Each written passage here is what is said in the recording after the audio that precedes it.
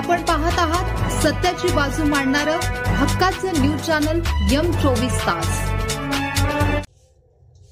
आमदार गोपीचंद पडळकर यांच्या वादग्रस्त विधानाच्या निषेधार्थ वाळवा तालुक्यातील ईश्वरपूर शहरात शरद पवार राष्ट्रवादी काँग्रेसच्या वतीने आज कडकडीत बंद आणि रास्ता रोको आंदोलन करण्यात आले। संतप्त कार्यकर्त्यांनी मुख्य रस्त्यावर टायर पेटवत निषेध व्यक्त केला। यावेळी कार्यकर्ते व पोलिसांमध्ये झटापटही झाली।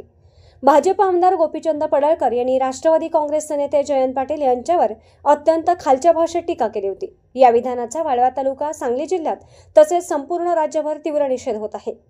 स्थानिक व्यापाऱ्यांनी बंदमध्ये सहभाग घेत सर्व व्यवहार बंद ठेवले। इस्लामपूर आणि आष्टा शहरात पूर्ण बंद पाळण्यात आला। पेठ सांगली रोडवर कार्यकर्त्यांनी टायर पेटवून रस्ता रोको आंदोलन केले। त्यामुळे दुतर्फा वाहनांच्या लांब रांगा लागल्या। यामुळे आंदोलक आणि पोलिसांमध्ये झटापट झाली। काही कार्यकर्त्यांना पोलिसांनी ताब्यात घेतले। राष्ट्रवादी काँग्रेसच्या वरिष्ठ नेत्यांनी पडळकर यांच्यावर कारवाई करण्याची तसेच विधानाची माफी मागण्याची मागणी केली आहे। तोपर्यंत आंदोलन सुरूच राहणार असल्याचा इशारा देण्यात आला आहे। या प्रकरणावर मुख्यमंत्री देवेंद्र फडणवीस यांच्यावरही आरोप करण्यात आले असून वाचाळवीर आमदारांना पाठीशी घालणे असा आरोप राष्ट्रवादी काँग्रेसने केला आहे।